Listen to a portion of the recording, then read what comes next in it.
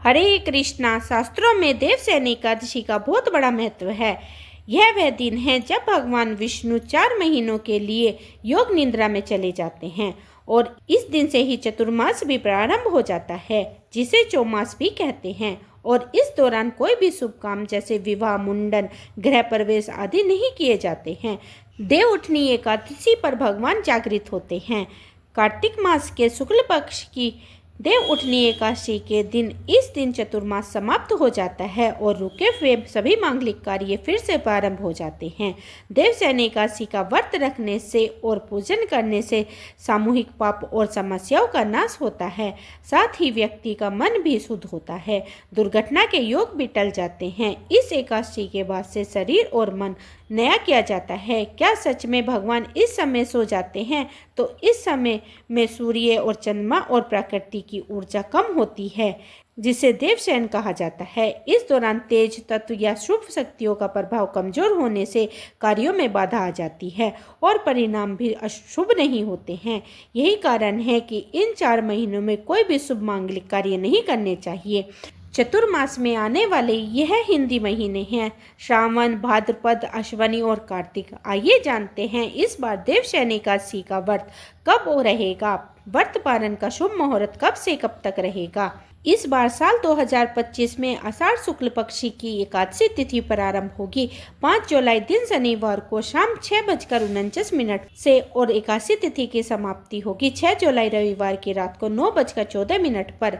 ऐसे में इस बार उदय तिथि के अनुसार 6 जुलाई दिन रविवार को ही केवल एक ही दिन देवशयनी एकादशी का व्रत रहेगा। ध्यान रखिए, एकादशी का व्रत 2 दिन नहीं बल्कि केवल 6 जुलाई को है। सभी गृहस्थ जन और वैष्णव जन एकमात्र इसी दिन एकादशी का व्रत रखेंगे। एक दशमी तिथि के नियमों का पालन करना होगा 5 जुलाई दिन शनिवार को, और इसी दिन तुलसी के पत्ते भी तोड़कर रख लीजिएगा, क्योंकि भगवान के भोग में तुलसी दल अवश्य रखे जाते हैं।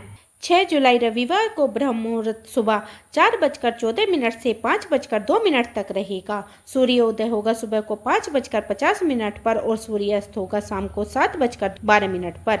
अभिजीत मुहूर्त दोपहर में 12:04 से 12:58 तक रहेगा और साध्य योग रात को 9:27 तक। बाद में शुभ योग प्रारंभ हो जाएगा।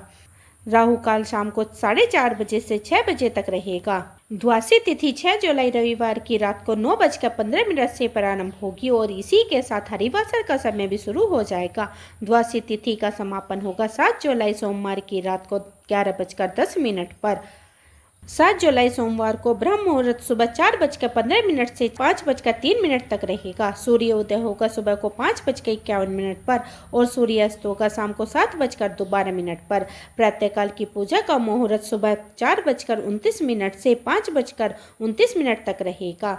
शुभ योग रात 10:03 तक रहेगा और गोधूली मुहूर्त शाम को 7:21 से 7:42 तक रहेगा। राहु काल शाम को 7:30 बजे से 9 बजे तक रहेगा। जब तक हरिवासर रहता है तब तक व्रत नहीं खोला जाता है और हरिवासर इस बार 7 जुलाई सोमवार की सुबह 4 बजे तक समाप्त होगा।